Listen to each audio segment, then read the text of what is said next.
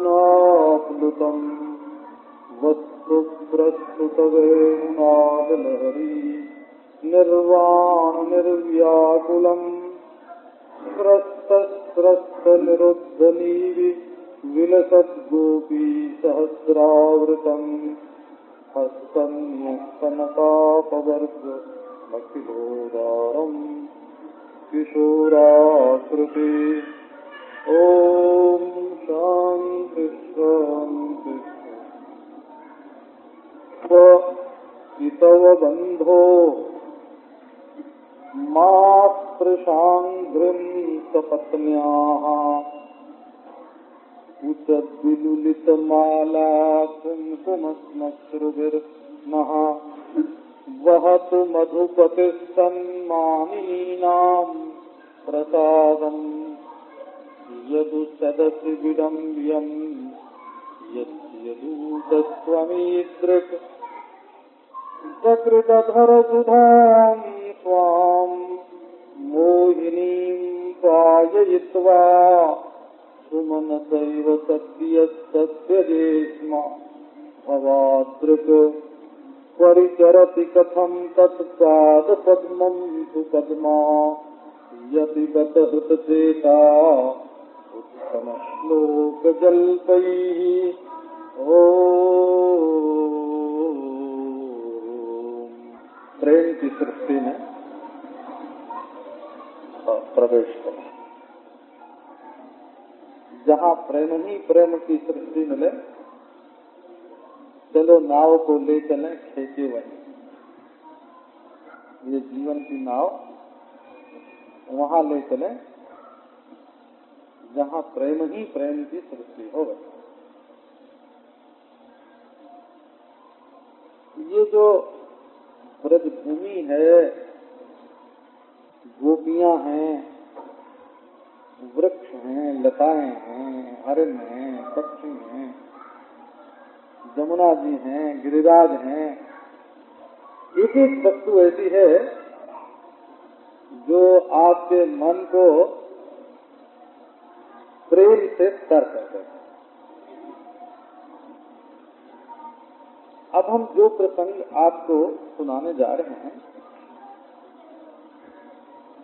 वो प्रेम की सृष्टि में एक बहुत ऊंचा प्रसंग है। प्रेम तो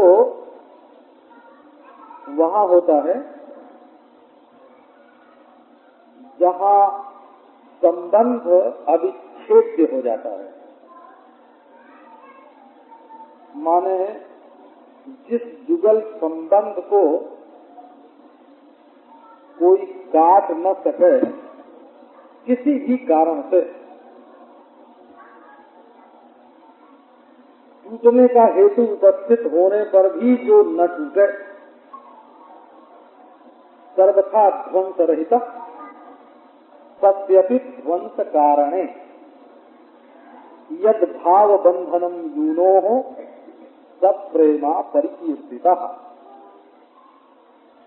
ध्वंस कारणे सत्य, टूटने के अनेक कारण उपस्थित हों और फिर भी सर्वथा न टूटे, टूटने के कारण उपस्थित ही न हो और बना रहे तो कच्चा धागा है।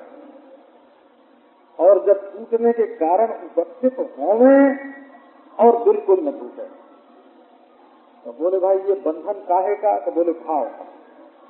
ये रस्सी का बंधन नहीं है, ये गांठ का बंधन नहीं है, ये दिल का दिल से बंधना है। यहाँ से प्रेम प्रारंभ होता है। इसके मूल में होता है विश्रम। विश्रम किसको कहते हैं? विश्रम कहते हैं परस्पर एक दूसरे के विश्वास को। चाहे उस विश्वास में कोई दूसरा कितना भी अंतर डालने की कोशिश करे और वो परस्पर का विश्वास न टूटे। अब इसको जरा दुनिया में देखो, अगर ये नित्य जीव और नित्य परमेश्वर को छोड़कर किसी अनित्य के साथ प्रेम करेगा, तो जब वो अनित्य वस्तु नहीं रहेगी तो प्रेम के विषय का ही नाश हो गया, और करने वाला देहधारी नहीं रहेगा तो प्रेम के आश्रय का ही नाश हो गया। इसलिए प्रेम नित्य का जो नित्य से है, आत्मा का जो आत्मा से प्रेम है, जीव का जो ईश्वर से शिव से प्रेम है, वही सच्चा प्रेम होता है। और बाकी संसार में जो प्रेम के बंधन होते हैं वो सब टूटफुदिये होते हैं और टूटने वाले होते हैं। उनके मूल में कुछ बुनियाद, पक्की बुनियाद नहीं है, उनकी नींव बहुत कच्ची। अब देखो, जब आगे बढ़ते हैं तो दूसरी बात इस प्रेम में जो आती है वो आती है स्निग्धता। हृदय कोमल हो जाता है, और कोमल हृदय की पहचान ये है कि उसमें अपने प्रियतम की आकृति बन जाती है। बंधन भी भाव से बंधन मान लिया, लेकिन आप सोचो संसार में अब तक कितने बंधन माने हैं और तोड़े हैं। मानते हैं और तोड़ देते हैं, तोड़ देते हैं एक और फिर दूसरा मान लेते हैं। ऐसे संसार में चलता रहता है। बहुत अनुभवी लोग जो होते हैं वो कहते हैं कि तुम हमसे क्या बात करते हो, हमने तुम्हारे तरीके सैकड़ों से प्रेम करके छोड़ दिया है। तो ये जो छोड़ने वाला प्रेम है ना, वो असल में प्रेम नहीं है। आज विश्वास मालूम पड़ता है कि बहुत है, परंतु कल टूट जाता है। तो इस विश्वास की दृढ़ता कब होती है? कि जब हमारा हृदय द्रवित होता है, पिघलता है। जैसे सोना पिघला लिया गया, लाह पिघला लिया गया, कोई धातु चांदी पिघला ली गई, तो पहले जो उसमें सिल्ली की शकल थी या पशु की शकल थी या पक्षी की शकल थी, वो टूट गई। बिना शकल का एक बार वो द्रव हो गया, और द्रव होने के बाद उसको जिस थप्पे में डाला, जिस सांचे में डाला, वैसी उसकी शकल बन गई। अब ये दुनियादार जो लोग हैं, जरा आंख बंद करके देखो कि तुम्हारे दिल में कौन सी शकल है। कोई शकल है कि नहीं? तुम्हारे आंख बंद करने पर किसकी शकल सूरत तुम्हारे दिल में, किसकी शकल सूरत तुम्हारे दिल में दिखाई पड़ती है? नारायण कहो। तो बोले हमारे तो बाबा अंधेरा ही दिखता है। बोले बस तुम अंधकार में ही भटक रहे हो। उसमें छिपा जो तुम्हारा प्रीतम है उसको अभी तुमने देखा नहीं। तो दिल को पिघलाओ और पिघला करके सदाकार कर लो। अब तीसरी बात जो आती है प्रेम में, उसमें थोड़ा बांसपन है। प्रेम जो है, ये ताजगी जो होती है ना, ताजगी, वो बांसपन से निकलती है, तो मान आता है। तो ये पूर्ण होने पर भी इसमें मान का बांसपन रहता है और निर्भय होता है। इसमें भय बिल्कुल नहीं होता है। तो देखो, इसको बोलते हैं प्रेम। प्रेम के बाद प्रणय, प्रणय के बाद स्नेह, स्नेह के बाद मान, मान के बाद राग, राग अनुराग, राग के बाद भाव, और भाव के बाद महाभाव, और महाभाव के बाद दिव्योन्माद। तो जब प्रेम की दिव्योन्माद दशा आती है तो वेदांत में जैसे प्रक्रिया होते हैं ना, वैसे ये प्रेम ब्रह्म की भी एक प्रक्रिया है और सारी बातें इसमें सम्मिलित रहती हैं। तो ये जो प्रसंग हम आपको सुनाने जा रहे हैं, ये दिव्योन्माद का प्रसंग है और ये संयोग में भी आता है और वियोग में भी आता है।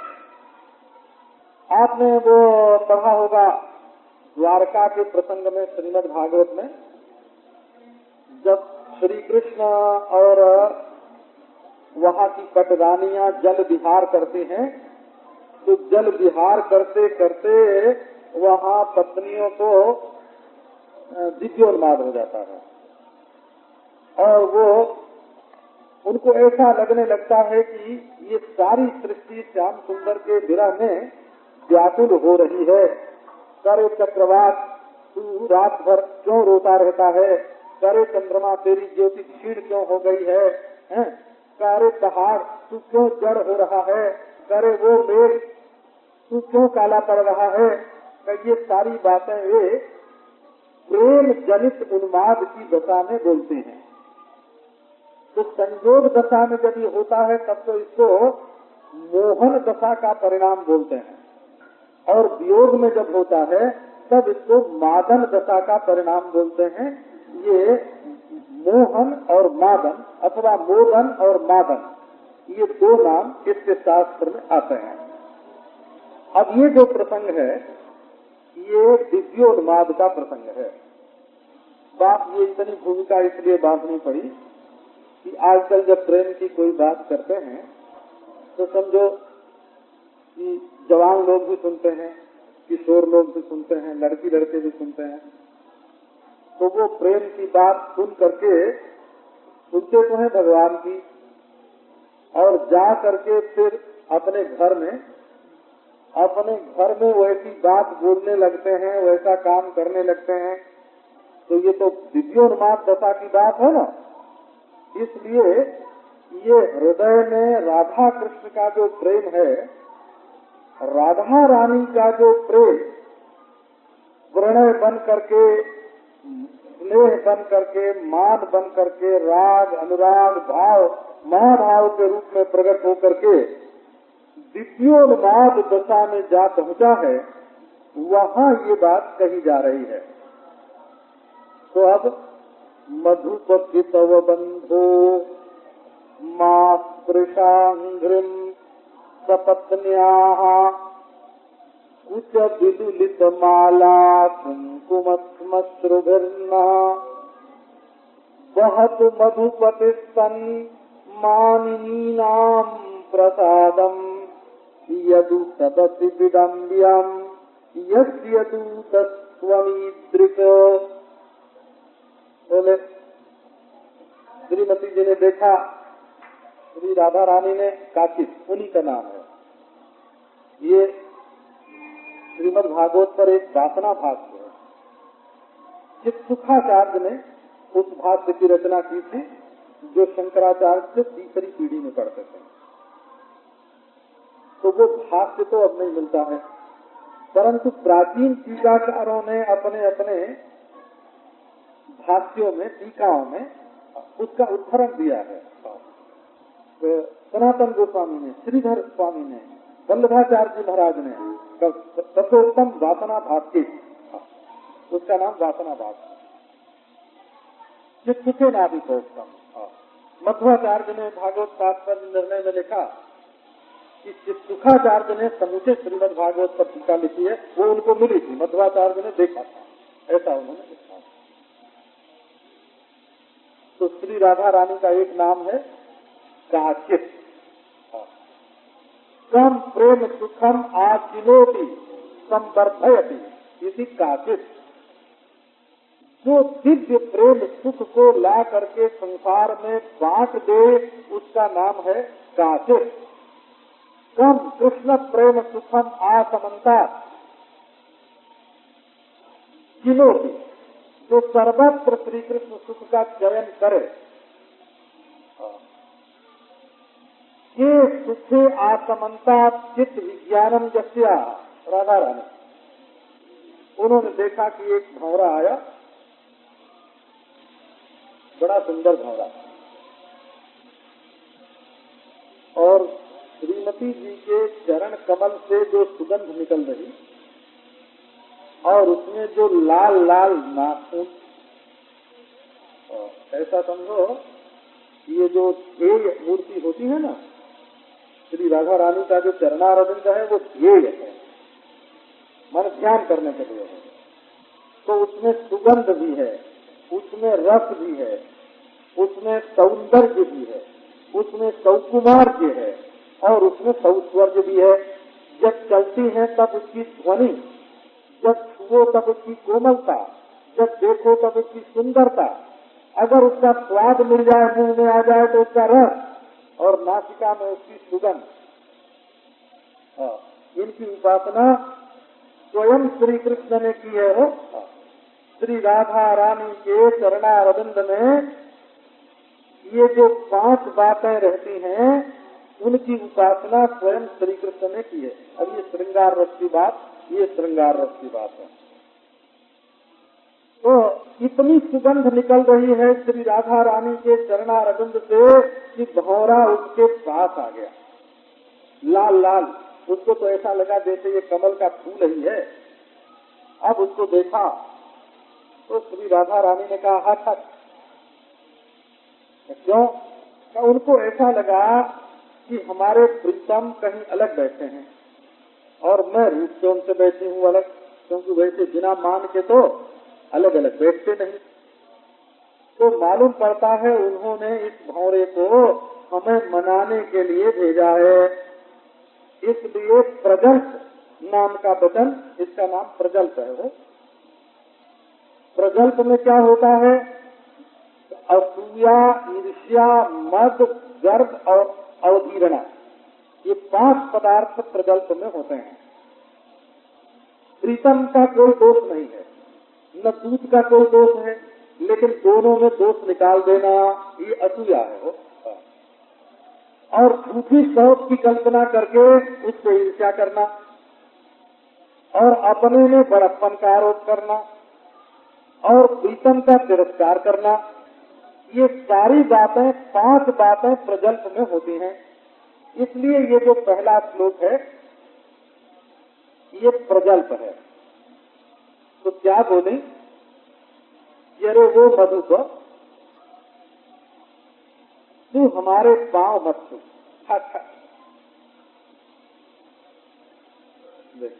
मधुप, मधुप भंवरे का नाम है।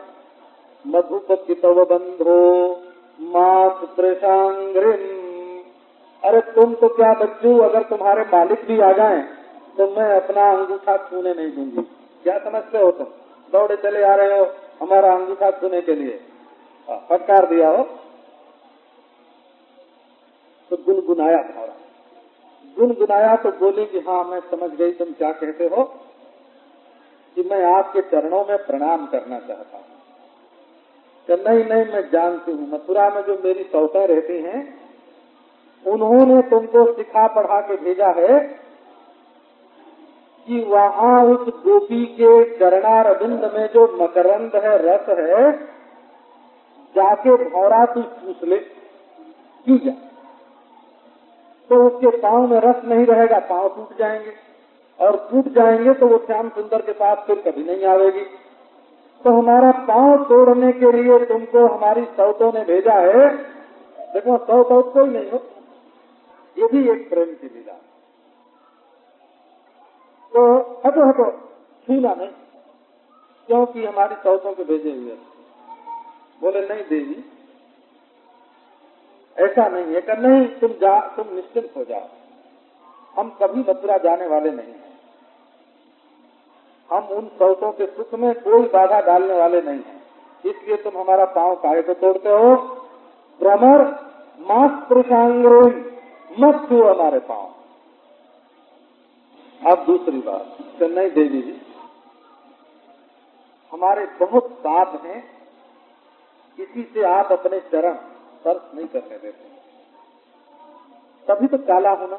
हमारे शरीर के रंग में जो कालिमा आ गई, ये पूर्ण न होने के कारण है और पाप बहुत अधिक होने के कारण है। तो यदि मैं आपके चरणारविंद का स्पर्श कर लूंगा तो मेरे पाप की कालिमा धुल जाएगी, मैं पवित्र हो जाऊंगा। इसलिए आप कृपा करके एक बार अपने चरणों का स्पर्श मुझे कर लेने दीजिए। और बोले कि ना, मधुप कितव बंधो मास्पृशांघ्रिम सपत्न्याः। अरे मधुप, मधुप माने मधुपान करने वाला, मद्यपान करने वाला, शराबी। और चितव बंध, कपटी का दोष। अब दूसरी बात आई, तू आया है मुझे प्रणाम करके अपने को पवित्र करने के लिए, और यहाँ तेरे स्पर्श से मेरे चरण ही अपवित्र हो जाएंगे। तेरे जैसे शराबी के लिए, तेरे जैसे कपटी के मित्र के लिए ये हमारे चरण नहीं है, दूर रहे, नहीं तो तेरे अंदर से अपवित्रता निकल करके मेरे चरणों में लग जाएगी। तुम्हारे जैसे शराबी को और कितव बंधु को छूना नहीं चाहिए, धर्मशास्त्र के विरुद्ध है। तुम तो अछूत हो, अस्पृश्य हो, तो क्यों कि शराबी हो। शास्त्र में जो 5 महापाप बताए गए हैं, वे प्रसंग बस ये बात कह रहे। बम्बई में तो धर्मशास्त्र की बात बोलना जरा कठिन पड़ता है, क्योंकि यहाँ के सब लोग जो है ना वो हार्वर्ड हैं, बड़े आगे बढ़े हुए हैं हमारा। अब इनसे क्या कहें, शास्त्र में लिखा है कि 5 महापाप होते हैं, तो उसमें ब्राह्मण को मारना और शराब पीना और सोना की चोरी करना और गुरु की पत्नी से गमन करना और इन 5 के साथ घुल मिल जाना, इनके साथ सजगती और सतीती कर लेना, इनके साथ खाना पीना। बोले महान पिपातकान्याहु, इनका नाम है महापाप। और तू भौरा मधुप है, महापापी, सब नहीं सुने देंगे तुमको। और दूसरी बात क्या, तो भौरे ने हाथ जोड़ के कहा कि देवी हम श्याम सुंदर के भेजे हुए आए हैं, पापी हैं तो क्या, आपका चरण छू करके तो हम पवित्र हो जाएंगे। बोले अरे राम राम, इसका नाम ले दिया, इतव बंधो, वो तो कपटी है ना। अब ये देखो, कृष्ण को कपटी कहने का अधिकार दास को नहीं है। वो जो स्वामी स्वामी करने वाले लोग हैं ना, जो कृष्ण को गुरु मानते हैं, जो कृष्ण को मालिक मानते हैं, जो कृष्ण को अपना मित्र मानते हैं, उनको कपटी कहने का अधिकार नहीं। असल में जो ईश्वर को पहचानता है वो ईश्वर को कपटी कह सकता है। तो क्यों? तो माया का कपट, माया ही तो कपट है ना। माया का कपट तो ईश्वर में हमेशा ही रहता है, क्योंकि जीवों को अपनी ओर आकृष्ट करने के लिए उन्हें विद्यात्मिका माया अथवा अविद्यात्मिका माया, एक और दुख और एक और सुख, 2 पहलू बनाना पड़ता है संसार में। एक बाधा का पक्ष, एक साधा का पक्ष, एक राधा का पक्ष समझो, एक बाधा का पक्ष और एक राधा का पक्ष, 2 पक्ष ये बनाते हैं। यही तो कपट है, क्योंकि एक अद्वितीय वस्तु में 2 पक्ष नहीं बनते हैं। फिर भी श्री कृष्ण संसार के जीवों का कल्याण करने के लिए 2 पक्ष बनाते हैं और उनको इधर से उधर खींचते हैं। तो कितव तो है वो कपटी, मायापति है, तो मायापति है तो कपटी तो हुए। तो ये नहीं कहती हैं श्रीमती कि मेरे संबंध से ही वो कपटी है। चलो ये क्या बात हुई। अब कृष्ण पक्ष की बात थोड़ी सुन लो। कल कपट वाली बात कही थी ना कि श्री राधा रानी कपटी क्यों कहते हैं। कपटी यूँ कहते हैं कि कृष्ण ने कहा कि मैं तुम्हारे त्याग, तपस्या, है ना, लोक, द्वेष, स्वजन, सबके संबंध के त्याग को मैं जानता हूँ, और मैं ब्रह्मा की आयु भर तुम्हारी सेवा करूं तो भी ऋण नहीं हो सकता, और मैं तुम्हारे पास जरूर आऊंगा। ऐसी ऐसी बातें करी तो राधा रानी कहती हैं कि वो सब कपट की बातें थी, नहीं तो हमको छोड़ के क्यों चला जाता। तो बात तो ठीक है, कपटी कहना थी।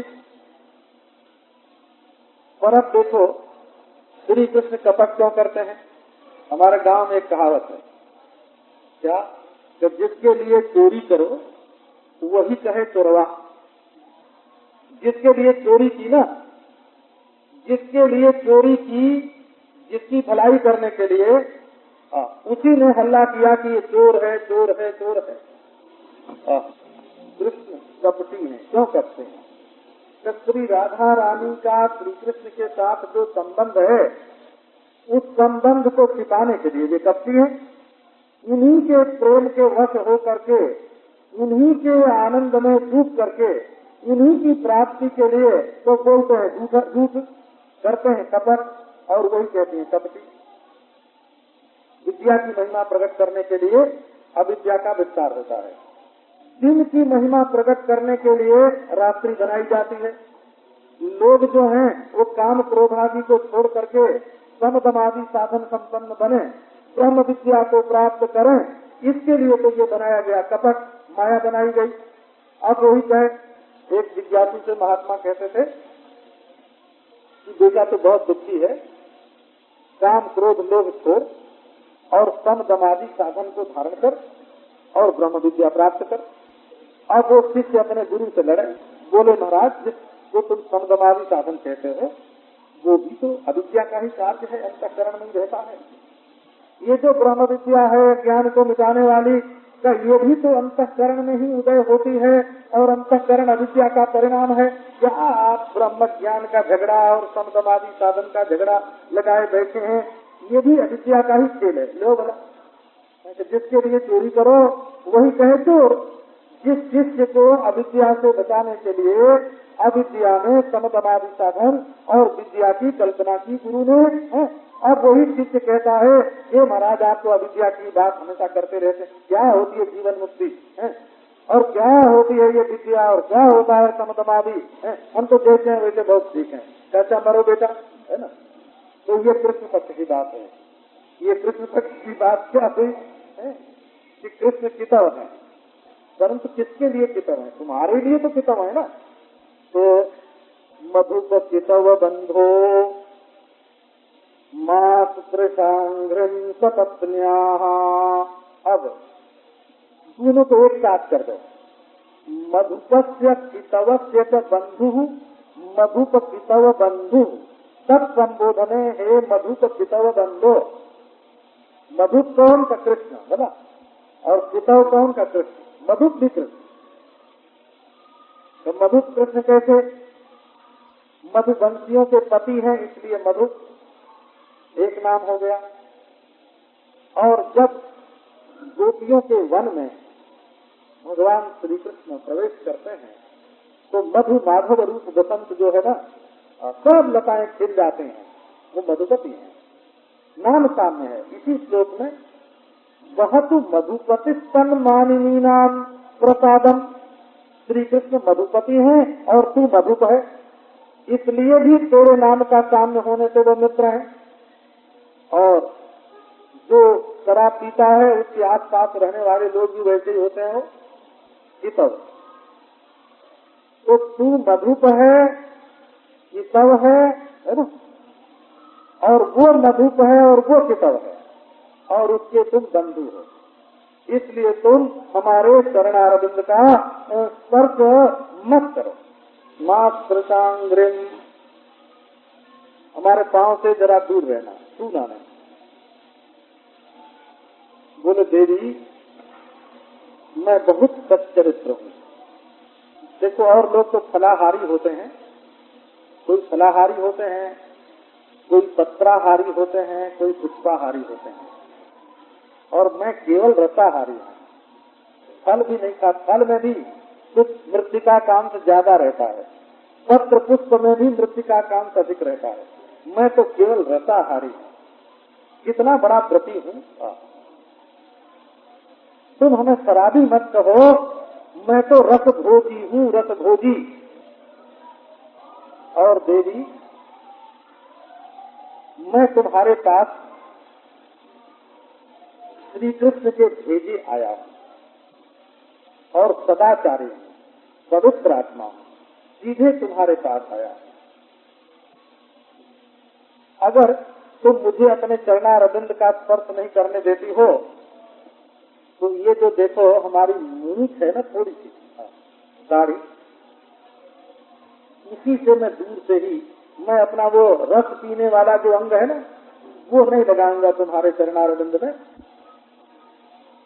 ये जो फूलों का रस पीने से बिल्कुल पवित्र अपवित्र स्थान में कभी लगी नहीं है, उस दाढ़ी से मैं आपके चरणारविंद का स्पर्श करके प्रणाम कर लूं, बस इतनी छुट्टी हमको दे दीजिए।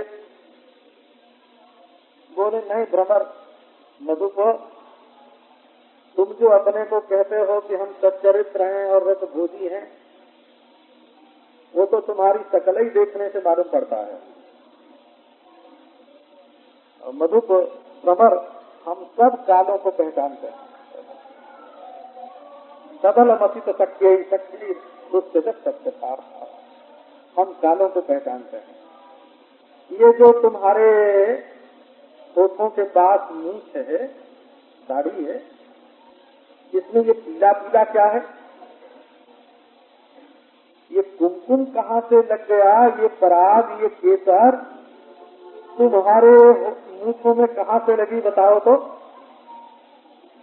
देखो शराबी सिद्ध हो गए तुम, मधुप हो।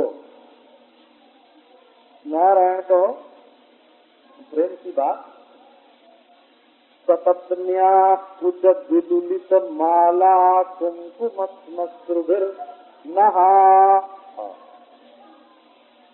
ये जो तुम्हारी दाढ़ी मूछ में जो पीला पीला कुमकुम लगा है, इस कुमकुम कहते हैं।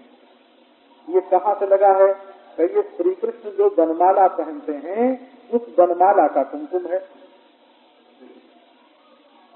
बोले देवी, भले बनमाला का कुमकुम हो, पर है तो कुमकुम।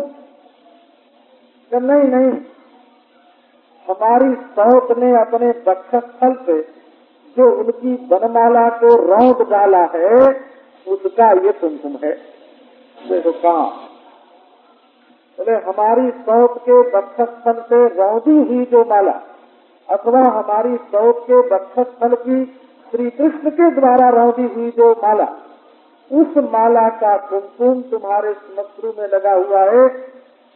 हम पहचानते हैं, पहचानती हैं। दूर ही रहना। अगर तुम शराबी न होते तो ऐसी चीज अपने दाढ़ी मूछ में लगा के हमारे पास आते, अपवित्र हो तुम, सिद्ध हो गया कि तुम शराबी हो। एक कैसे पहचान लिया। अब देखो ना, यहाँ कोई चीज नहीं है, न तो मथुरा में कोई सौत है, न तो श्री कृष्ण के साथ उसका कोई संबंध है, न तो ये बनमाला का पराग है, और न तो वो भौरे के दाढ़ी मूछ में लगा हुआ है। इनमें से कोई काम नहीं है। ये इसलिए बताता हूँ कि किसी को ये ख्याल होगा ना, ये क्या है ना, क्या जल्पना है। जल्पना ये है कि भौरा जो है वो जगह जगह फूल पर बैठता है, तो फूल के जो कुमकुम है वो उसके शरीर में लगे हुए हैं, वही है प्रतिमा। तो जैसे भौरा कृष्ण का दूत नहीं है, जैसे भौरा कृष्ण का दूत नहीं है, वैसे ही भौरे के दाढ़ी मूछ में लगा हुआ कुमकुम बनमाला का नहीं है, या किसी हार का नहीं है, माला का नहीं है, और उसी तरह से कोई शौक भी नहीं है।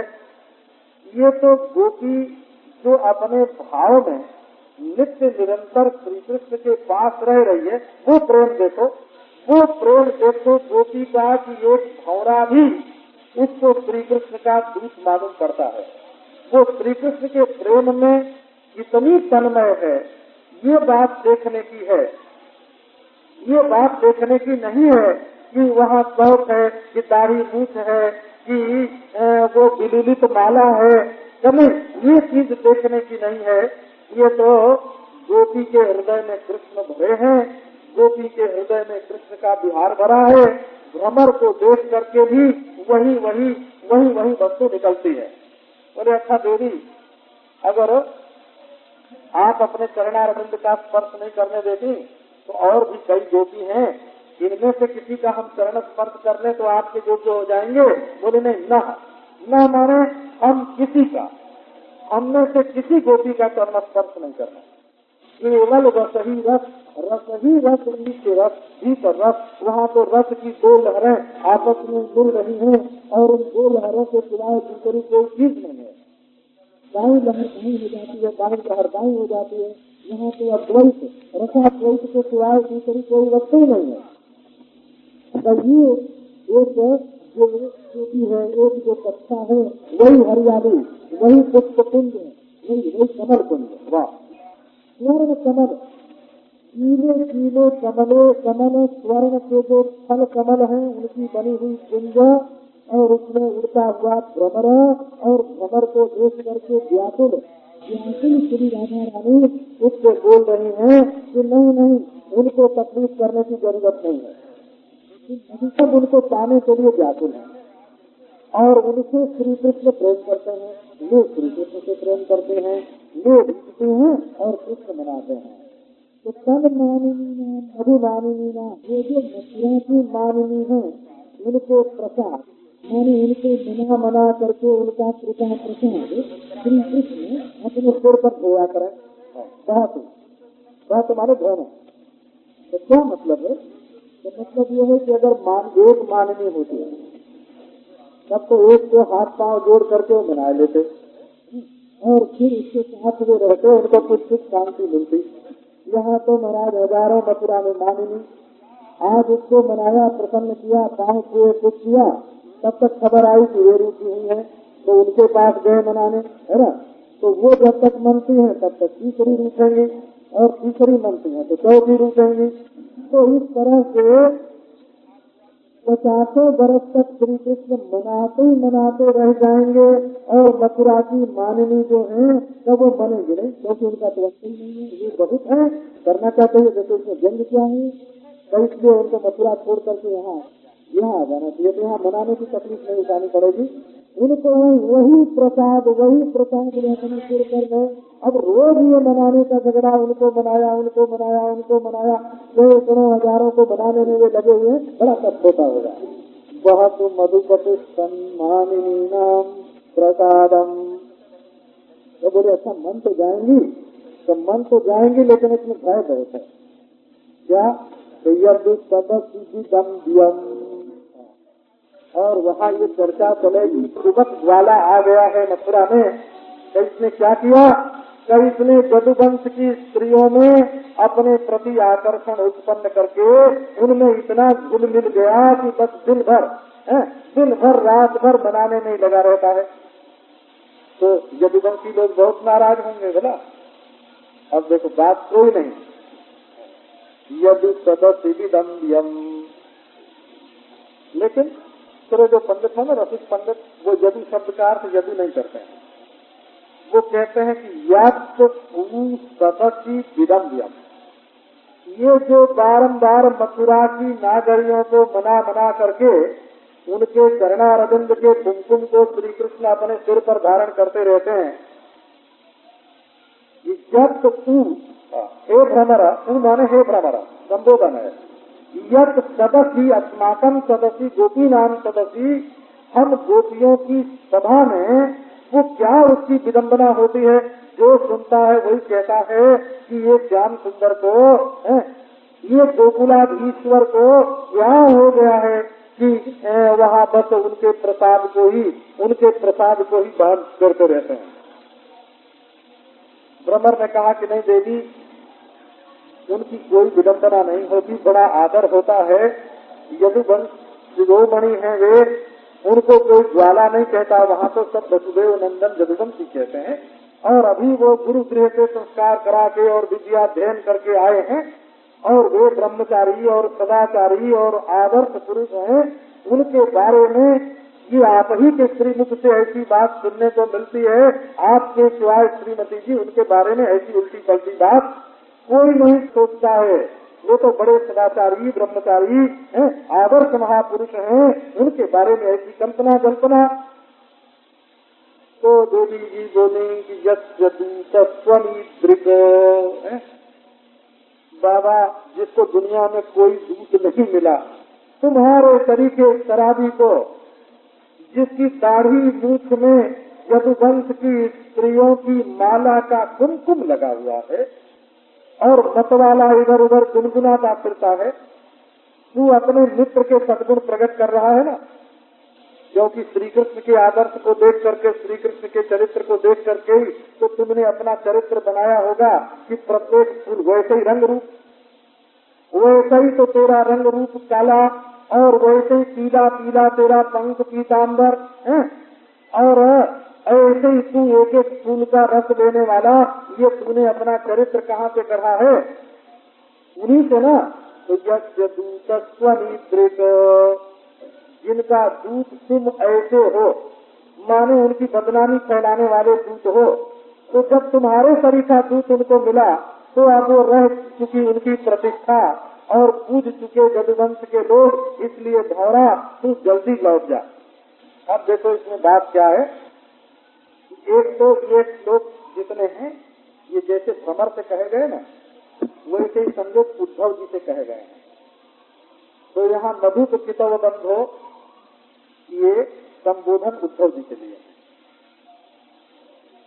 मधुप, क्या उद्धव जी मधुपान करते थे? क्या मधुपान नहीं करते थे? वे भी मधु वंश के थे, इसलिए मधुप माने मधुपति होता है, मधुन पाती, जो मधुवंशियों की रक्षा करे तो मधु, और पितव बंधो दोनों पक्ष में है ही है। और उद्धव जी को ही ये सारी बातें कही गई हैं। एक दृष्टिकोण तो इसमें ये है, और दूसरा ये है कि श्री राधा रानी की जो स्थिति थी, तो अग्नि पुराण में तो बताया कि वो तो बिल्कुल वासनाया विरामिता, अब उनके चित्त में कोई बाह्य वासना नहीं है, और वेदांत कर्मांश, वेद कर्मांश विभावना ही, वेद का जो कर्मांश है, अंतिम अंश है उपनिषद, उसकी विभावना करती है। संचारी भाव के रूप में निर्वेद आता है उनके चित्त में, और कभी कभी जब देखती हैं कि ये कृष्ण प्रेम बहुत सुख दे रहा है, तो वैराग्य का भी उदय होता है, और अपने प्रेम की इच्छा को दबाने के लिए शिवोहम भी बोलते हैं। क्यों? तो ये शिवोहम बोलने से मन में जो भाव उठता है ना श्री कृष्ण की प्राप्ति के लिए, वो थोड़ा दब जाता है कि मैं ही सच्चिदानंद घन परिपूर्ण हूँ, तो दूसरे को चाहने से क्या। तो जो चाह है उसको दबाने के लिए कभी कभी वे शिवोहम को भी बुला लेते हैं। थोड़ी देर शिवोहम करके प्रेम को दबाया, थोड़ी देर शांत चित्त समाधि लगाने की कोशिश करके प्रेम को दबाया, लेकिन वो तो बाढ़ फिर आ गई। अब जब फिर बाढ़ आई तो फिर वही बात। अच्छा, चौथी बात इस प्रसंग में ये है कि ये स्वयं ब्रह्म विद्या है, इसलिए जीव के कल्याण के लिए ब्रह्म विद्या का ही उपदेश इन श्लोकों में कर रहे हैं, तो इसमें ब्रह्म विद्या का भी वर्णन है। तो अब ये सब प्रसंग आपको धीरे धीरे आगे चलेंगे और सुना